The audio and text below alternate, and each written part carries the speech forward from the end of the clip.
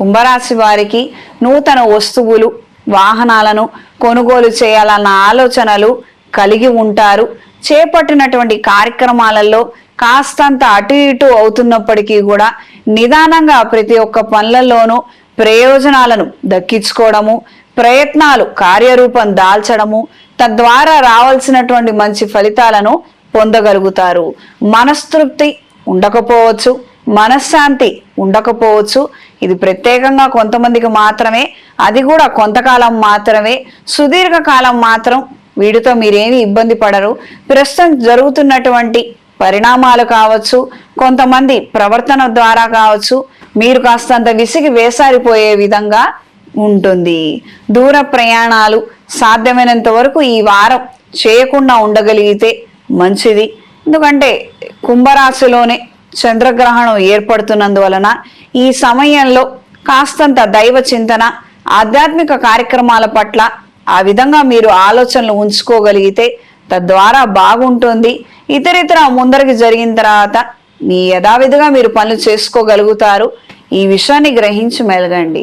కొంతకాలం మనం కొన్నిటికి దూరంగా ఉంటే తద్వారా మనకి బెనిఫిట్స్ వస్తాయి. ఇది తెలుసుకొని ప్రవర్తించండి.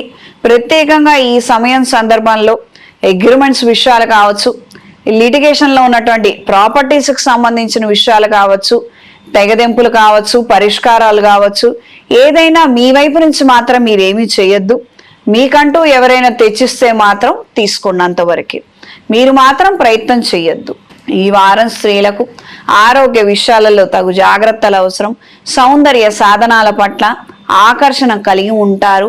చేస్తున్నటువంటి వృత్తి నిమిత్తం కొన్ని కొత్త ప్రయోజనాలను ఆశించి కొన్ని కొత్త ప్రయత్నాలను మొదలు పెట్టాలన్న ఆలోచనలు కలిగి ఉంటారు.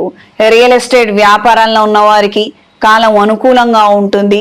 స్థిరాస్తిని అమ్మకానికి ఉంచినట్లయితే కాస్తంత మంచి ధర కలిగినటువంటి బయ్యర్ దొరికే అవకాశం ఉంటుంది. ఆలోచించి మంచి నిర్ణయం తీసుకోండి. అందరూ మాత్రం మీరు చెప్పే సలహాకి సూచనలకి ఏకీభవించకపోవచ్చు, కానీ వచ్చినటువంటి సదవకాశాన్ని చేజేతులారా చెడగొట్టుకునే ప్రయత్నం మాత్రం చేయొద్దు.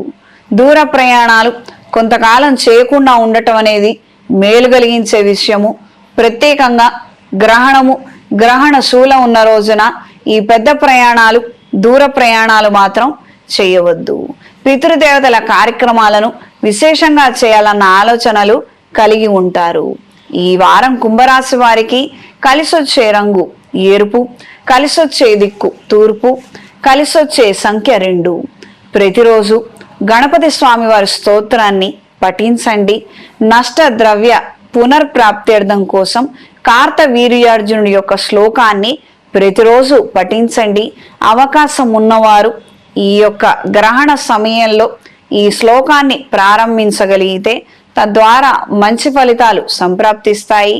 ప్రత్యేకంగా డైరెక్ట్గా గురువుల ద్వారా వచ్చినటువంటి మంత్రాలను మాత్రమే ఈ గ్రహణ సమయంలో సంకల్పం చెప్పుకొని చేసుకోవాల్సి ఉంటుంది.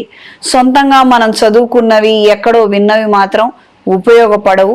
ఎందుకంటే ఏ పూజ ప్రారంభించినా సంకల్పం చెప్పుకుంటాం.